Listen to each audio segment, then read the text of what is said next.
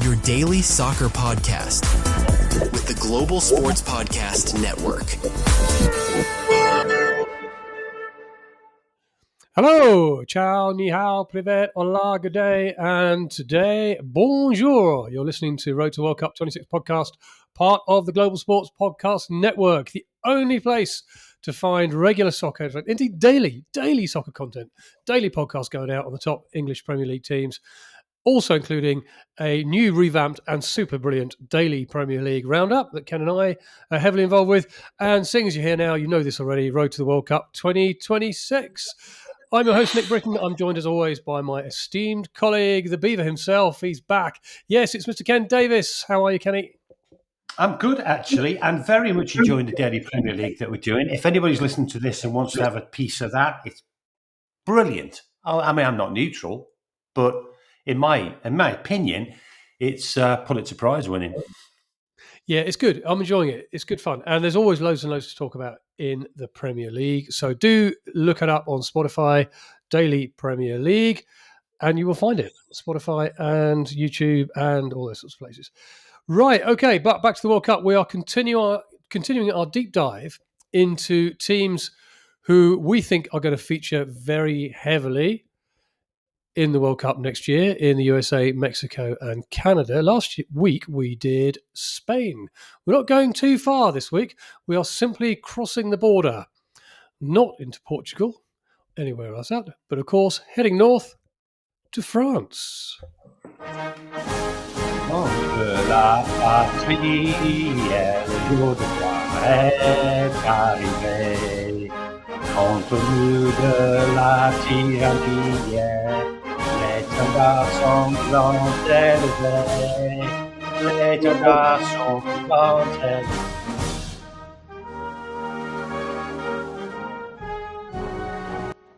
Yes, folks, that was the national anthem of France. And if you heard some kind of cat or rat crawling all over the microphone, making some hideous sounds, that was Ken singing along to the French national anthem. Because, of course, if you listened last week, you will know that he said, oh, the French national anthem, I mean, not his own, like the English one and the Welsh one, the French national anthem is the only one he knows all the words to. Yeah. Now, that didn't seem to me like you knew any of the words because you were just going, la ba la la ba la ba la, and all of that. No, that's just because you don't understand French. I do. I speak French. Allons enfin de la patrie, le jour de gloire est arrivé. Contre nous de la tyrannie, l'étendard sanglant élevé. To be fair, mate, it sounds better than you say it than when you sing it. I'll give you that. There you go. Every day's a school day. Every day is a jour de l'école. And when we come and do I think I know what you're going to say to this, but when we come and do the World Cup of national anthems, mate, where do you think that's going to feature? Highly, I reckon. Yeah, un premier de anthem national. It's right up there, isn't it? At the top, at the very, very, very top. It's catchy. It's punchy. It makes you want to get up there and grab a banner like they do in kind of what's that? Les Miserables. Les Miserables, yeah, when they're on the barricades. You'd be right at the front of it, waving it like this. I'm all for it. That's a winner as far as I'm concerned. Is it? Right. Okay. Fair enough. Well, good. Well, we'll see next year when we do the World Cup of national anthems. You're right. Every day is a school day because I've learned something already, and we're only a couple of minutes in, and that is your French is better than your English. We're going to have a look, as we always do, at the history of French and French football, and they've been a very successful team down the years. I'm going to pick out 5 key players who I think will feature strongly in next year's team and star at the World Cup. Ken will tell us how they're going to play. Our postbag this week is going to talk about extra time and penalties. And you might go, oh, no, not again. Stop talking about extra time and penalties. But it is very prevalent to something that happened in the week here in England. So we're going to be talking about that a little bit later on. We've got, of course, everybody's favourite time of the week, which is Kenny's quiz. Let's see how he's doing. Let's see what I've got a great theme for you, by the way. Listeners at home and Kenny, I have got a great theme for you for this week's Ken's quiz. It's all about France, obviously. And you're quite clear you know loads about French because you can speak French. So No, I can't. loads about France. 'Cause you can Just speak the national anthem. Okay. We'll do a little bit on Didier Deschamps. And to close the podcast, as we always do, Ken and I will predict where we think France is going to come in next year's World Cup. Can I just add something at that point You can. before you move on? Something you need to know in terms of your predictions. You've already got 3 teams in the semi-finals. Just want to let you know that. I went through it this morning. Who are they? Currently, you've got Argentina, the winners, Spain, and Brazil in the semis. So you haven't thought this through, have you? You haven't thought this through. You're going to have 9 teams in the semis. Well, that's fine because we did say that we would make our predictions where we thought at this stage teams were going to finish. And then when we knew all the teams would qualify, because we don't even know whether France are going to, or Spain are going to qualify. We know Argentina and Brazil are qualifying. We don't know, do we? We don't know. So what we did say is that once we would make these early predictions, but then nearer the time of the competition when we knew who's fit, who's going to be playing, the form of the teams, who is actually going to be at the World Cup, we will then do a kind of final version before it all kicks off. So if I've got 9 teams in the semi-final, if I've got 9 teams in the semi-final, which then it looks like you're going to have 17 in the quarters. It'll be a good semi-final. 2 going out in the group stages. I'm just saying. No, don't behave yourself. I've actually got teams going out in the group stages already. I don't think you have. You reckon 64 teams are going to get through to the round of 32? Right. Okay. Move on. So, let's have a look at this week's breaking news.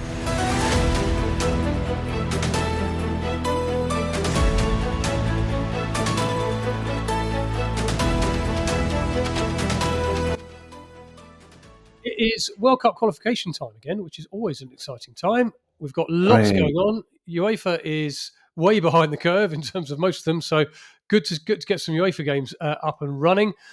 In South America, now Brazil have already qualified, but the interesting thing about the squads that are all being announced at the moment, that's the point of all of this, is that lots of squads are being announced at the moment, or indeed lots of speculations going on. But the Brazil squad, which has got a couple of games coming up. Neither of them really matter because Brazil have already qualified. But Carlo Ancelotti, as the new manager, will be, of course, looking at players. Players will want to impress him. So they are very important games. Interestingly, Neymar isn't in the squad yet again. Now, he hasn't played for Brazil for nearly 2 years now. Carlo Ancelotti cited a leg muscle injury that he's just very, very recently picked up. But they don't have many games left before the World Cup. And if Neymar doesn't play in any of the games ahead of the World Cup, my question to you, Ken, is can he possibly be picked for the World Cup, even if he is fit? I've got a feeling he'll be in the squad.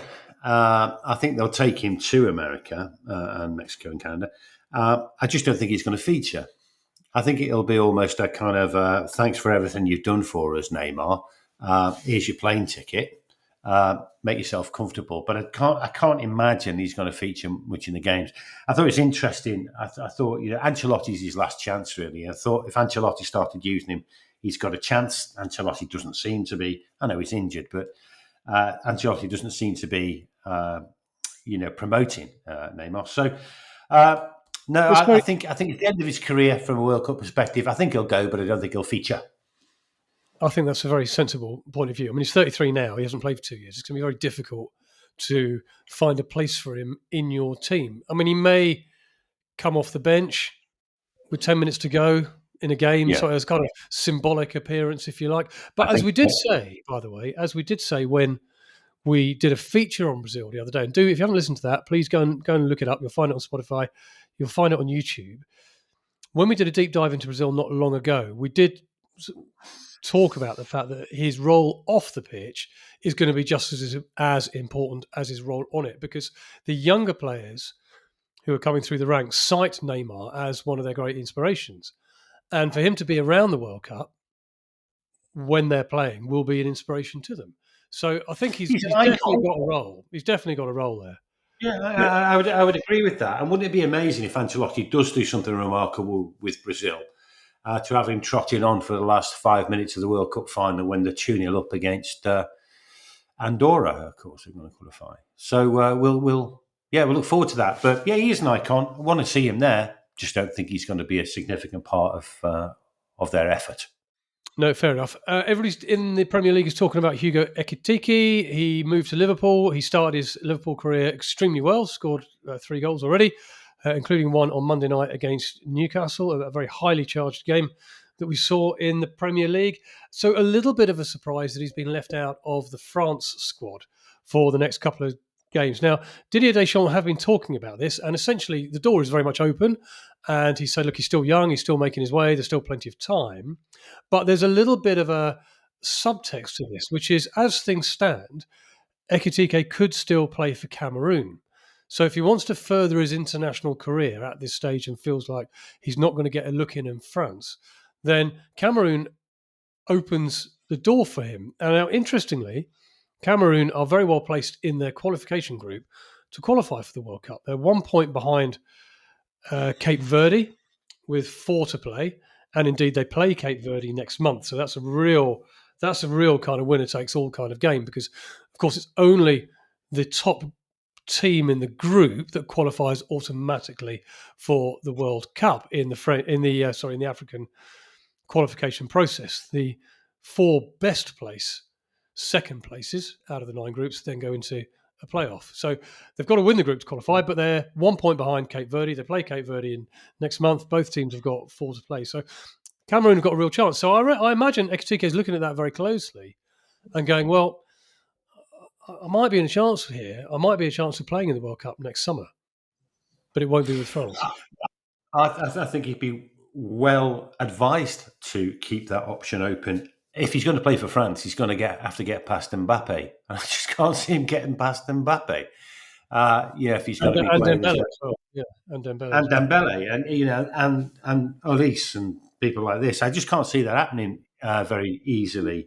They play. We'll come to the formation, but I think his options, the chances he's got to break into that team, are really limited. So if I was him, I would keep an eye on the Cape Verde Cameroon game.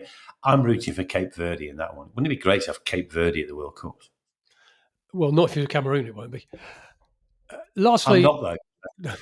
No, we know. We've realised that already today. You are half French, half English, a quarter Welsh, half Scouse, 3/4 whatever you choose to be when you get up in the morning. Finally, speculation is growing for England's squad ahead of their next 2 qualifiers, and the only reason I'm mentioning this is because I'm going to World Cup qualifier on September 5th. I'm going to watch England versus Andorra at Villa Park in Birmingham, and I don't think there's going to be any great surprise. We've got a few injuries. Cole Palmer's injured, Saka's injured, Bellingham's injured, but other than that, I think it'll be a fairly bog standard kind of squad. Lots of talk about Elliot Anderson, the Nottingham Forest midfielder, being called up. Talk about Jack Grealish perhaps being called up after his one good game for Everton. No, thank you. We'll see. But Jack important Grealish, game for Tuchel. This one important game for Tuchel because, I mean, even in the in the couple of games they have played, they've not been impressive. And Andorra is the get right game, isn't it? I mean, you've got to go and beat them 5-0. Everyone has a fun time. I mean, if they're 0-0 at half time, people are going to be going crazy. Yeah, that wouldn't. Yeah, no, you're right. You're absolutely right. I mean, they got heavily beaten in the last game, didn't they? In June against Senegal. Yeah, and that was a bit like, oh, okay, a bit of a wake up call. So this is the response to that wake up call. And we'll see what. And Tuchel is very, very critical of the players. He's a very critical manager of the players. So it'll be interesting to see whether they do wake up a little bit in this game. So that's your news for this week, bringing you up to speed with all things World Cup. Ken, a brief history of France in the World Cup, if you would. Yeah, and we do this in 3 bits always. We do a bit of history, a bit of form, and their ranking. History of France in the World Cup is good. But it's actually, the way to really think about it is to separate France's participation into 2 halves, if you like. Pre kind of 1978, generally it was kind of group stages. If they qualified, I mean, they didn't qualify at all in 1962, 1970 or 1974. They didn't even qualify in 1990 or 1994. So it's been patchy in terms of qualification.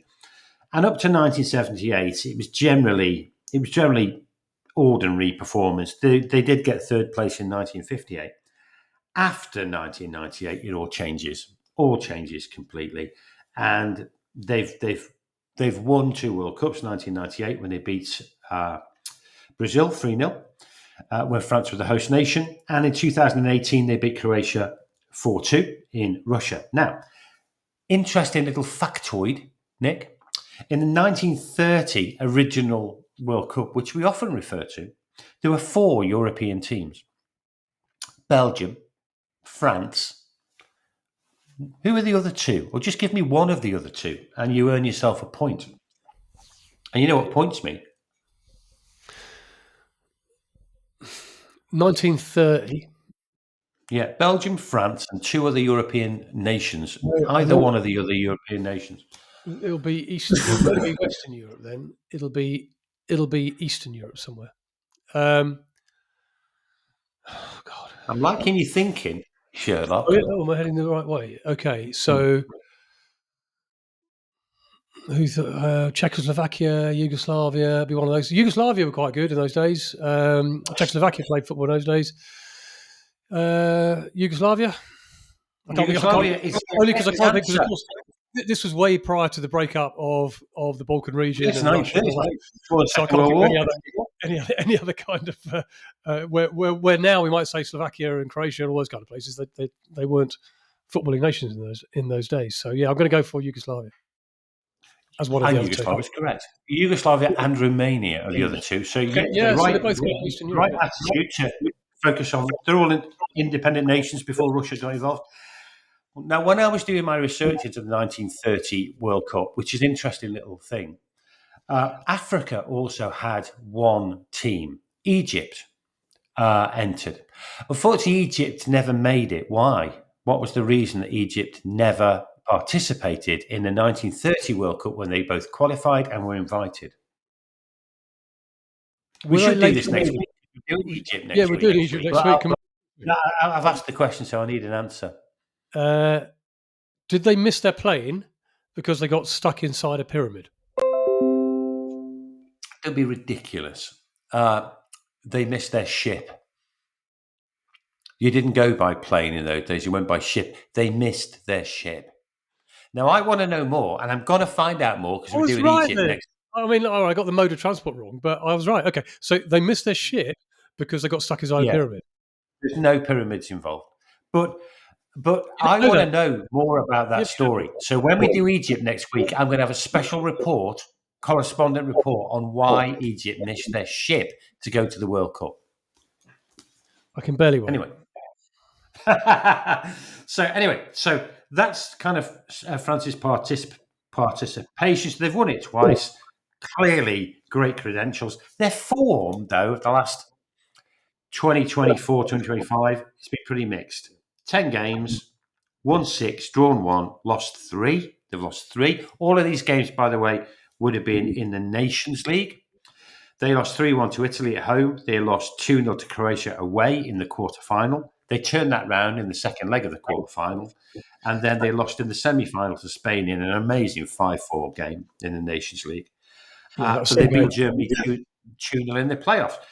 So it's not fantastic performance. I mean, they've lost 3 out of the last 10. Ranking-wise, 3rd in the world, 1st in 2002, and they were, for a short period, 1st in 2008. But as recently as 2016, France were ranked 24th. I couldn't believe that when I saw it. I thought they'd always been in the top 4 or 5. But in 2016, they were 24th.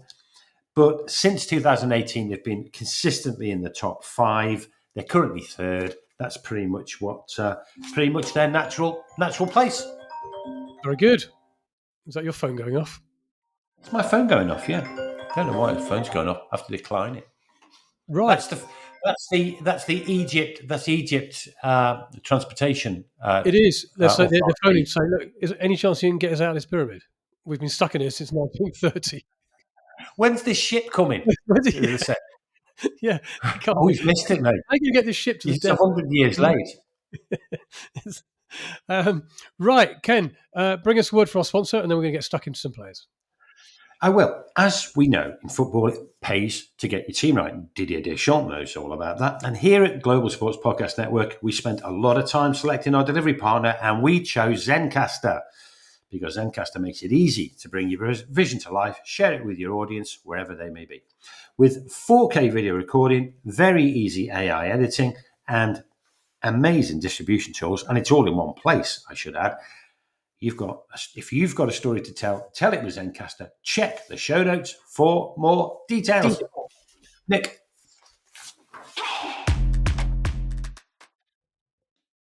Oh, that was my player music. What was that? I know it didn't work. Yes, it did. Come on.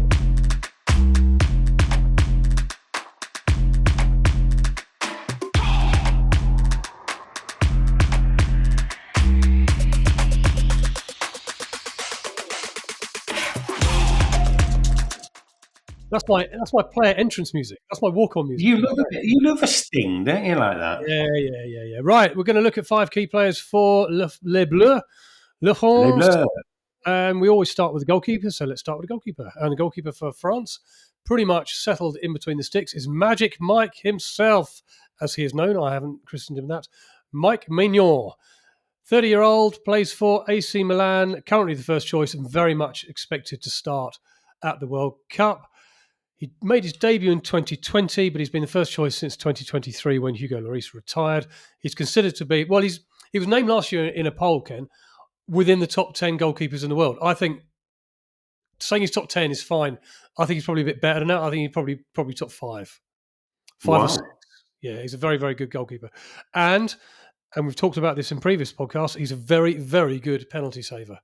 His record of penalty saves is pretty impressive. I'm going to go on to that in a minute. He's a big lad. He's 6'3". He's physical. He's good with his feet, and he's an excellent goalkeeper. He's an excellent goalkeeper. He'll do very, very well, I think, in the World Cup for France and indeed in the games before that. Yeah, talking about his penalties, then he's got a 31% save rate across all the penalties he's ever faced, which is high. It is high because average penalties is about 79% are scored. So if you're doing it, essentially allowing 69% in, that's very impressive. Yep, and that puts him top amongst all the top 5 leagues in Europe. That puts him joint top. So that's very, very impressive. And if you watch him save penalties, or indeed watch him try and save penalties, what he tends to do is stand and wait for the penalty taker. Now, in modern day penalty taking, normally the striker does that, doesn't it? Or I say the striker, but the striker of the ball, the penalty taker. He'll normally wait for the goalie to move and then decide where he's going to put it. You'll see, and goalies go, don't they? They go early. You can always you can see him going. Yeah. Maignan is extremely good at just standing there and forcing and putting the pressure on the penalty taker. And his reflexes. That could make for a very long penalty shootout if both one is waiting for the other one. And we could be there for hours, couldn't we? Just kick the thing. Yeah. You could. Imagine. So Maignan is the goalie. Alphonse Areola, who plays for... He plays for West Ham, doesn't he? I think Areola. Does he play for West Ham? I think he does. He's the kind of number 2. He's going to be the backup, but very much Mike Maignan is France's goalkeeper. I'm going to pick out one defender, and that is William Saliba, 24-year-old Arsenal. What a player. Yeah, terrific player. Arsenal centre-half. He's rock solid at the back. One of the best centre-halves in the world. He's strong in the air. He's quick in the ground. He's great in the tackle. Really, really good player. He's been playing regularly for France for 3 years now. Has 22 caps under his belt. Real wanted him this summer. They proposed a swap deal with a couple of players. Arsenal said no, and quite rightly too. He's crucial to their hopes of winning the Premier League this season. He was recently named in the Professional Football Association's Team of the Year for last season. And the best thing about him, without a shadow of a doubt, is he's got one of the greatest chants in English football. I love the Saliba chant. And which is? No. Saliba.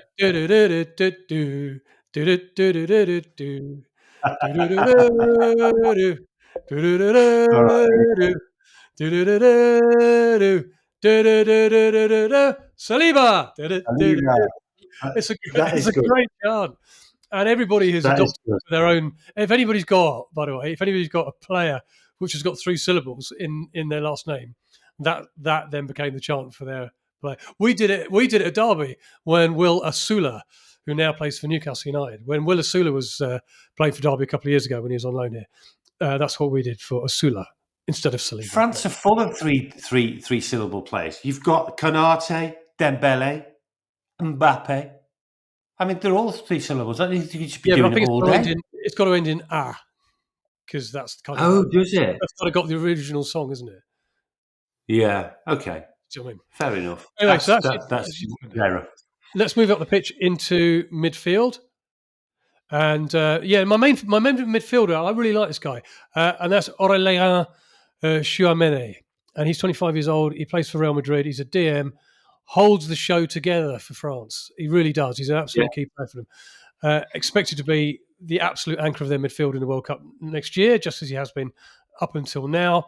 Very well known for his ability as a DM just to control games. I think we think back a few years, although he's still on the scene, but think back a few years to when N'Golo Kante was the kind of linchpin of that Chelsea team and that France team, and he just controlled the games from a deep lying position. That's what Chouameni does really, really well. Wins the ball, is good in the air. His passing stats are really impressive. He can really pass the ball well. He started in the 2022 World Cup final. Indeed, he was one of 2 French players to miss a penalty in that shootout against Argentina that handed Argentina the title. But he's got a lot of pedigree, very, very good player, and I expect to see him anchoring the France midfield. Yep, wouldn't disagree with that. To finish with, we're going up top because we kind of have to, because the most exciting thing about the French team is their strike force. And we've got 2 players to look at. Ousmane Dembele, who's had a great season with PSG, by the way, won the Champions League. He's considered one of the best players in the world in 2025. 27 goal contributions this year for PSG. And he's already won the World Cup. He won it in 2018 when France won it last. And certainly at club level, he's become an even more impactful player at PSG since Neymar and Mbappe left. So he's one of their absolutely key players. He's in contention. He put himself in contention for the Ballon d'Or this year. He's had a fantastic year. Long may it continue, because he's a very, very, very good player. Very good player. Yeah, I mean, they are absolutely chock-a-block with talent. I mean, the thing is about the French, and we'll kind of come to this later on, I think, is that they always had a bit of a reputation of not delivering the full sum of their parts, if you like. They always had a bit of reputation for that. They seem to have got past that. And to be honest, if they get anything like realising the talent that they've got at their disposal, they're going to be there or thereabouts. They also had a reputation going back of being very, very stroppy, of falling out with each other, of threatening to go on strike, and all of those things. It's always it's always been something that's afflicted the French team. They've always had this underlying air that it's about to fall apart at any given moment. Now, Didier Deschamps was I think that's a French country, isn't it? That's France. Well, this is true. Yeah, that is France, generally. Yeah, and the microcosm of which is the French national football team. That's probably true. All steams well. And they've got another lad up front who I'm not sure about him, to be honest with you. I don't know whether he's going to feature or not. I'm not quite sure whether he's going to make it at professional level, but he's quite an exciting talent. And that's a young kid called Kylian Mbappe, who is... No. I don't rate him. What a player. Where do you start? I mean, where do you start with players like this? 26 years old, 90 caps for France, 50 goals. So his goal-scoring record at international level is brilliant. His goal-scoring level at club level, is absolutely nuts. He's played 441 games, right, for Monaco, PSG and Real. He scored 334 goals. I mean, that's just insane. I mean, look, could he do it in the Premier League? Who knows? Probably. But that's yes, insane. I would imagine. I think the answer to that question is yes. Of course it is. I'd love to see him play in the Premier League. He's the only other player, other than Sir Geoff Hurst, to score a hat-trick in a World Cup final. And he's a World Cup winner. He's a Nations League winner. He's got loads and loads of domestic titles. He's got loads of personal titles. He's won the Champions League. Oh, no, he's never won the Champions League. Sorry, that's my one thing he hasn't won. He's never won the Champions League. So he can't be that good, let's face it. That will come to him, I'm sure, with Real. So, look, now that the Messi and Ronaldo thing has died down a bit, is he the best player in the world, Ken? It's You're got not to be allowed any right there. Wrexham. You're not allowed any Wrexham players in this conversation, by the way. No, honestly, I've seen him twice this season. They're not going to make it this year into the best players in the world category. Yeah, I think he probably is Mbappe. I'm trying to think about who might be the equivalent. No, I'd go with Mbappe. I'd 100% agree with you on that one. I can't think of anybody else anywhere close. It's difficult to see, isn't it? It's difficult to see anybody else. Yeah. And what I like about it is that if you remember back a few years ago when Neymar was coming through the ranks, and as a young man, again touted as the next Messi, next Ronaldo, never really hit his potential, did he? You never really felt that actually he was that good, and the hype always was more than the player, if that makes sense, in terms of what happened on the football pitch. Although he's had a glittering career, etc., never felt like he really reached that Potential. potential. That's the word I'm looking for. Potential. Mm. Mbappe has. Mbappe, And he exceeded it. and he's got another 5-6 years if he can stay injury free of winning whatever he wants to win. He's brilliant. I love watching One him. player I am looking forward to seeing if he breaks into the team is Ryan Cherky, the guy that's gone to Man City, who looks a very exciting prospect. I mean, look, they're very excited about him at City. So, if you're adding people like that into the mix, I mean, you've got some talent. I know. I might have to kick out one of my teams out of the semi-finals at this rate. Right. How do they set up, Ken? Very consistent, actually. 4-2-3-1. Didier Deschamps.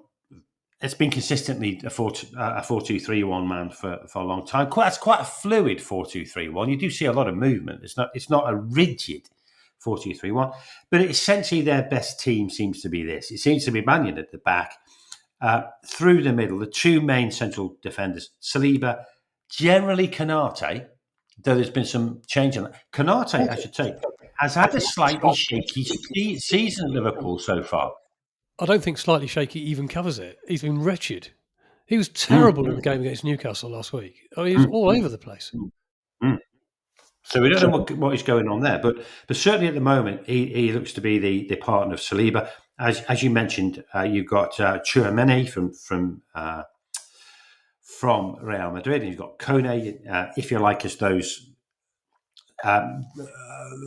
midfielders, if you like, that are holding the line, and then you've got this amazing array of talent in front of that. So Dembele, Elise, Barcola, Mbappe as the three, and then Mbappe as the lone striker. But there's a lot of movement at that, so it can be a 4-2-3-1, it can be a 4-3-1-2. But generally that's how he sets up. It's worked extremely well for him. Everybody knows the system, and the way Deschamps kind of works these things is, he's a real tactician. He's very calm. Everybody knows their place, and he allows them to just go and express themselves. Allows them to kind of develop their own personality within the team. So, yeah, that's what you're going to be looking at. 4-2-3-1. I don't think there'll be any changes in that in the World Cup. That seems to be the favourite setup, I think, for most managers these days. No, fair enough. Very good. We like a 4-2-3-1 anyway, don't we? We've talked about that formation lots in the last few weeks. Now, before we move on to the next part of the show, where we're going to have a discussion on an email that we've had in the last 48 hours, and also we've got everybody's favourite time of the week, that is, of course, Kenny's quiz. Ken, you've got a mention from our sponsors. Yeah, because Global Sports Podcast Network is partnered with Bioniq, the world's most personalised supplements, because your body is unique, and without knowing what deficiencies you have, taking off-the-shelf supplements can mean you're not getting enough of the nutrients you do need, and maybe too many ones you don't. Bioniq provide 100% tailor-made supplements designed to deliver precisely what your body needs at exactly the right levels. So there's no guessing involved. Click the show notes for details. Use the code GSPN 2025. You'll get a 40% discount off your first order. Nick.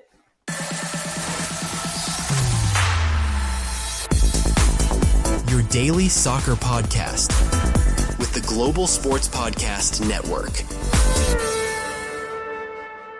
Oh, we've got another one of them then. Another one of what? Another one, another little. Oh, yeah.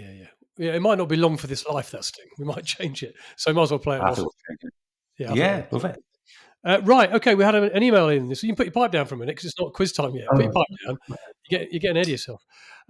We had an email in the last 24 hours from Leo in Warrington. Thank you for that, Leo. And Leo says to us, thanks for a great podcast. We love Road to World Cup, so thank you very much. This is real. I'm not making this up. Thanks for a great podcast. He says he's a Manchester United supporter. And he noticed, obviously, if you are a Manchester United supporter, you're probably still hiding under a duvet. There was a game this week, wasn't it? There was a game this week, and Manchester United went out of the English League Cup on penalties to fourth tier. What does that mean? It means in the fourth league of English football, Grimsby Town. So when you're listening around the world to all of this, and we go, "Yeah, man, you lost to Grimsby," and you go, "What? What's a Grimsby?" They're a small club. They're based up in the northeast of England, ish. And they play in the English League Division 2, which is the fourth tier. Nobody expected Manchester United, the mighty, in brackets, not so anymore, close brackets, Manchester United, to go and do anything other than beat Grimsby. But no, Grimsby were 2-0 up. Man United rallied late in the game, but only after they sent on loads of players and all their kind of what I'll call their big guns. Pulled it back to 2-2. And the game then ended. And there was no extra time. It went straight to penalties. And Grimsby, after an absolutely mammoth, scintillating penalty shootout, Grimsby won. I can't even... What was the final score? It was about 12-11? 12-11. Yeah, it was. Yeah, Great penalty shootout. Goalkeepers took penalties and all that. I love it when the keepers take the penalties and all of that. Yeah. Anyway, Leo writes to us and says, look, we saw in that game, as we've seen in the English League Cup rounds, that there is no extra time. Games go straight to penalties. Given the heat and conditions at the World Cup next year, should FIFA be thinking about games going straight to penalties and missing out on extra time altogether? Ken, discuss. Yeah, 100%. I'm all in favour of that. I think we talked about it a few episodes ago. Extra time isn't that exciting. When we look at World Cup of the past, or World Cups of the past, there's not many goals scored in extra time. I'd dispense with extra time. I think it's dangerous. I think in those conditions it's particularly dangerous.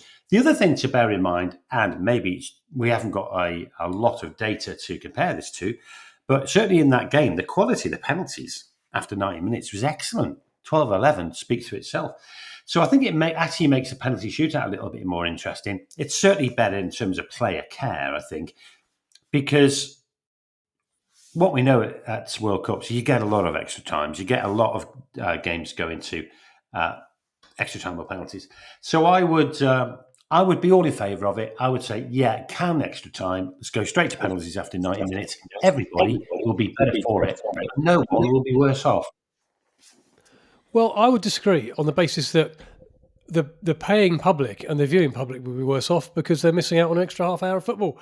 Now, I get it in the English League Cup because, I mean, I watched my own team play on Tuesday night in the League Cup, Derby. They played away at Burnley and it got to 90 minutes and it was 1-1 and and it was going to penalties. And let's face it, nobody wants to watch half an hour more of that. I kind of get that.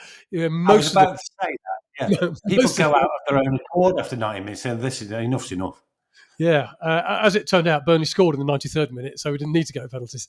But by the by, most of the games you're quite happy to end. But this is the World Cup, for goodness sake.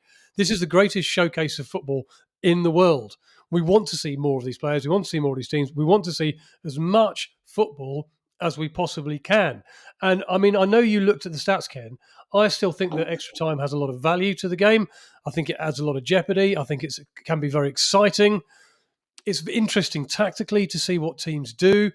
And if we scrap extra time and just go straight to penalties, all that will happen is that teams from 70 minutes to 90 minutes will just start playing for penalties.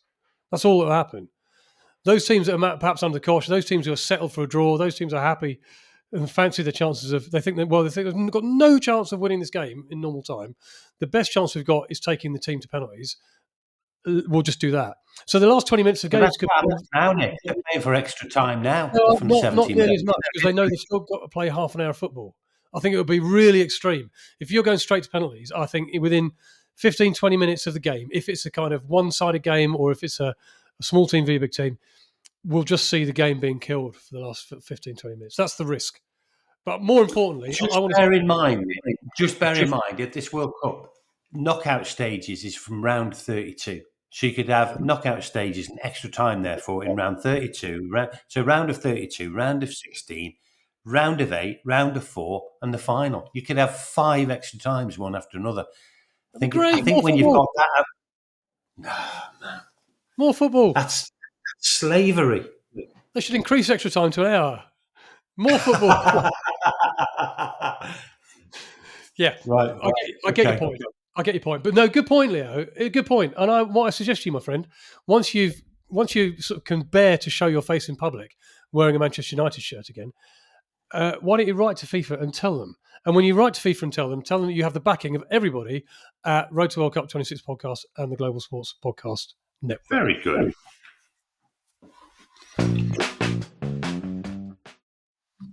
I've done it again. That's twice today.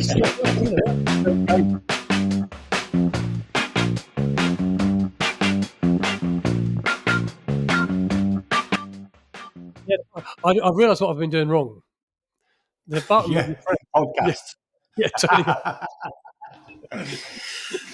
the button on this is not responsive enough, and therefore I press it and turn it on, but it's not responding. So I don't think that it's come on. So I press it again to turn it on, but when it actually, what all I'm doing is turning it on and off again in the space of about a millisecond. Right, Nick's button's not responsive enough. That's fine. Right, everybody's favourite time of the week. It's time for Kenny's quiz, ladies and gentlemen. Play at home. Shout out the answers to all of the questions. I like to do a theme, as you know, for these quizzes. And my theme for this week, obviously all the answers relate to France. That's the team we're looking at this year. My theme for this week is my trips to France. Okay, so all 3 questions. Yeah. Right. All 3 questions are based around my trips to France in my lifetime. Okay. They're not like what did I have for breakfast type of question. Croissant. Right. Oh damn. Right, it's 1 out of 1. Well done. But they're all based around what my trips was. So question number 1. When I was young, Ken, I went on a French exchange. Do you remember those things when schools exchanged and you went to go live with a French family for a week or 2? I do. Hello. And you always hope they had like a really good-looking sister, but they never ever did. Remember this going out to the general public, Nick? Yeah, and then the French kid would come and live in your house and would be generally miserable and surly for about a week. And a half. That's what happened. Where is the sun here? So when I was young, I went to a French exchange and I went to Marseille, or a little village just outside of Marseille. And one of the things that we did as my activities was drinking coffee out of a bowl in the morning and dipping French bread in it. Yeah. And that was like a real French. That's got nothing to do with the question. I just remember that. Yes, it's lovely. Yeah, it was really nice. It's like a cafe. The French do it. It's like a cafe au lait. It was really, really nice. Anyway, one of the things we did was they took me to a football game at Olympique Marseille. And it was, I remember it to this day, and we're talking a long time ago now, but I remember it to this day. It was amazing. So my question number 1, Ken, is it's the second largest stadium in France with a capacity of 67,394. It's also used by the French rugby side a lot to play their games in. What is the name of Olympique Marseille's home ground? Les Marseillaises. That's not a name for a football ground, is it? Les Marseillaises. It could be. Well, it isn't. It's the name of the national anthem. Yeah, that's why it's the national anthem. I'm not going to. I'm off to watch. No. I'm off to watch Derby this week, and our new ground, God Save the King. Okay, it's called Stade du Soleil. You got the first bit right. It's called Stade because most of them are, because that's what they are. Yeah. They are Stade. No, sadly not. I thought you might get this one, but you didn't. The answer is the Stade Velodrome. It's a very famous ground, mate. No chance. Brush up on your football grounds. To be fair, I am a little bit of a football ground geek. I'm a bit nerdy when it comes to grounds. Right. So anyway, right, very good. Right, when our kids were young, we took them to Disneyland Paris. Oh, yeah. Remember that? In what year did Disneyland Paris open? Oh, 1990 something. I'm Give going to you, and go I'll tell you what, for. seeing as you look a little bit browbeaten, as you always do at this stage of the podcast, and the Hmm, pipe is being chewed. I'll give you 1 year hmm. either way. Oh, thanks a lot. I would say it's either 80s or 90s. I think it's 90s. I'm going to go 1992.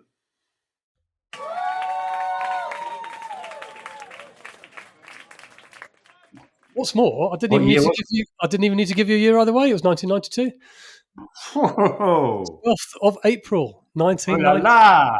Très bien. Very good, very good. Right, I didn't think you'd get that, so I've thrown in a kind of easy bonus question just to kind of Good. Bon. make you feel better because I didn't want you getting 0 out of 2 like most weeks. So last year, as you know, I went to Paris. I went to see the Olympic Games, and I was supporting. Oh, I've got my tracksuit on. I was supporting Team Oh, GB. yeah, I can see I've that. got my Team GB tracksuit on, and I had a great weekend over in Paris. It's fantastic. One of the places I went to was the Place de la Concorde, which marks the end of one of Paris's most famous streets, which is, of course, Le Champs Elysees. What marks the other end of it? What marks the other I end of would the street? imagine it would be the Arc de Triomphe.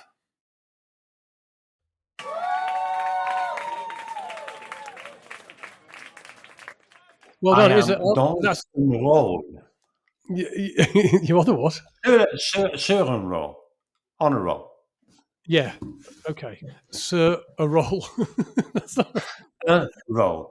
That sounds like your French when you were 10. Masculine. Je suis sur a roll. Well done, mate. Yeah. That's right. Two out of I 3. think that's probably the best, isn't it? That So is. far. I think that's going to be right. I think that's the joint top score you've ever had. Mm, So thank you. many congratulations. Right, good man. Right, well done.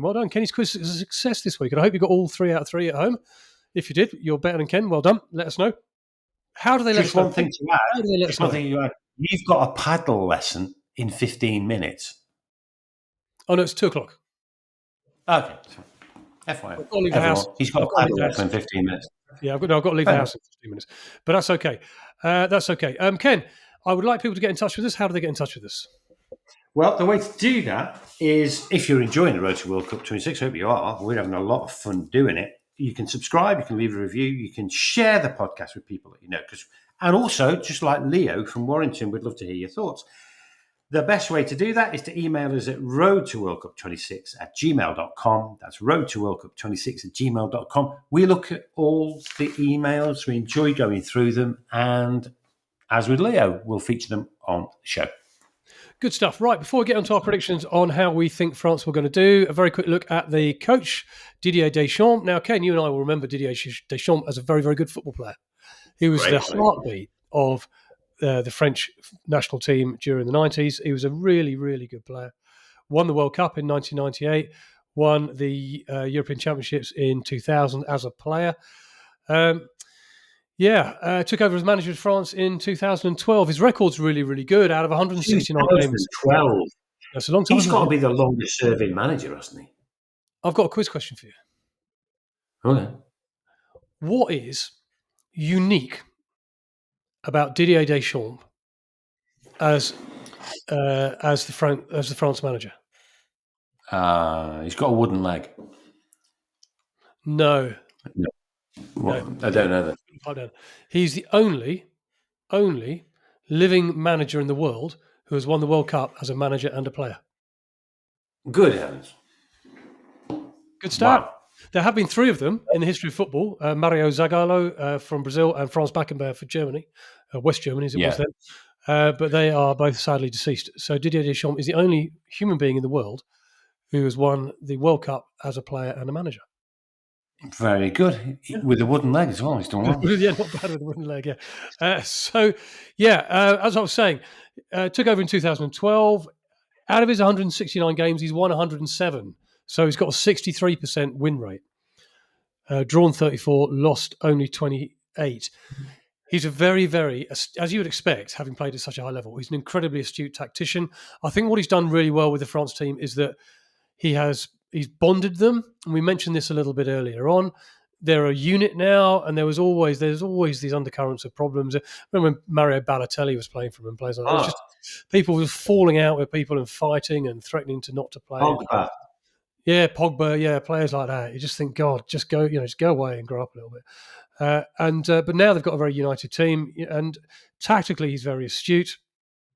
Of course, was the runner-up in the World Cup in 2022, but won it as a coach in 2018. So he won it as a player in 1998. 20 years later, won it as a manager. Very, very impressive. Won the UEFA Nations League with France in 2020-21. Only came third this season. You mentioned that game earlier on, didn't you? That brilliant 5-4 game against Spain. When they were down and out, they were like 5-1 down or something, 5-2 down, and scored loads of late goals. That was a great game. So he's a very, very good manager. He's known to forge very close bonds with his players. He's got the system that he likes. He's quite fluid, very sharp tactically. And he's the kind of manager, he must be. I should have looked at this, to be fair. Is he the longest serving manager in international football? Maybe. I don't know, maybe he is. I think he can't be far off. 13 years. Yeah, we should report back on that one. But yeah, he's great manager. And if anybody's going to lead him to World Cup glory next year, it will be Didier Deschamps.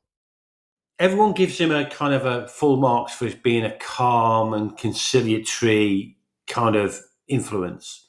You know, he takes a lot of the pressure off the players. Very popular, I think, with the players.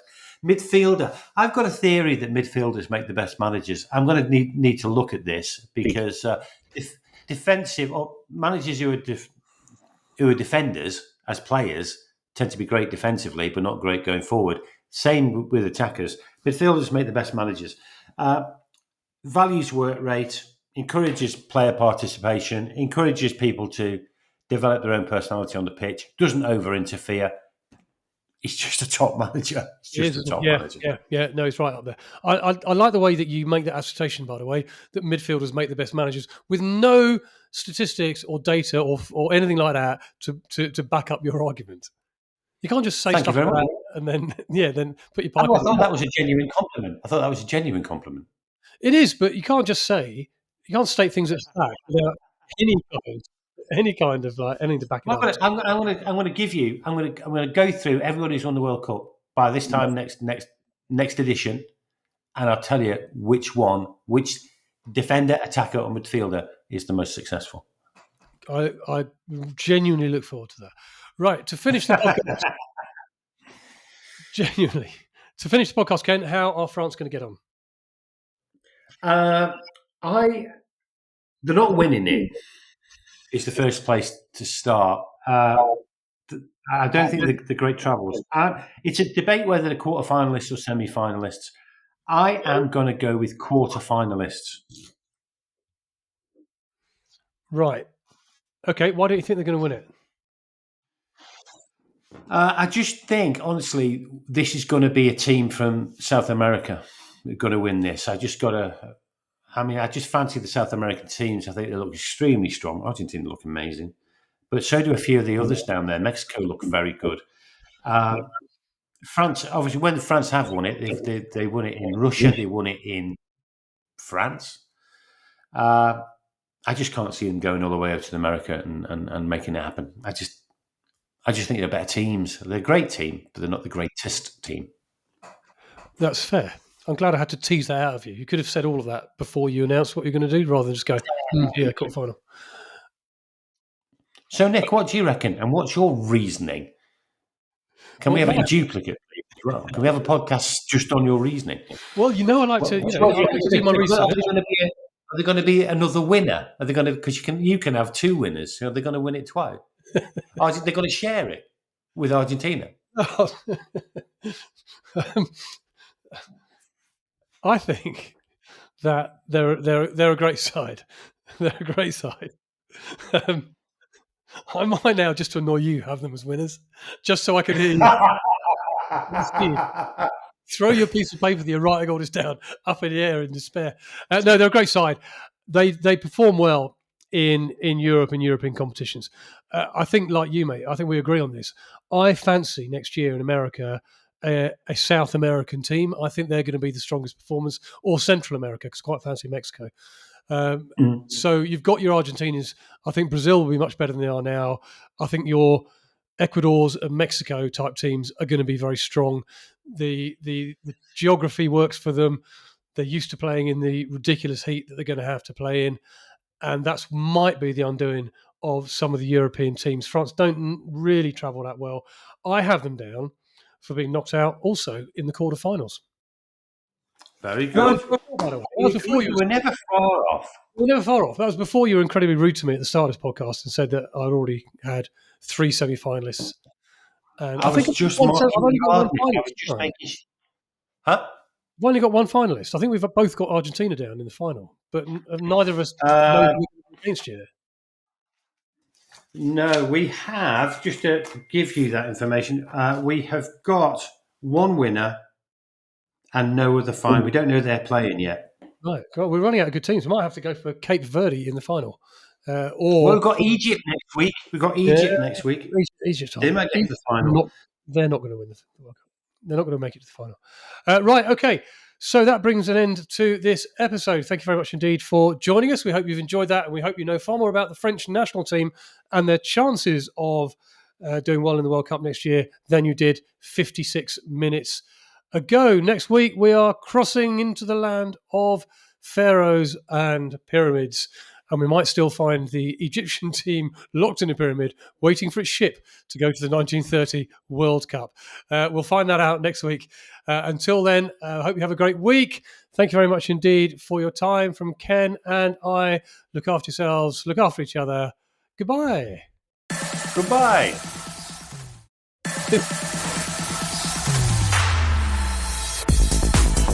Your daily soccer podcast with the Global Sports Podcast Network.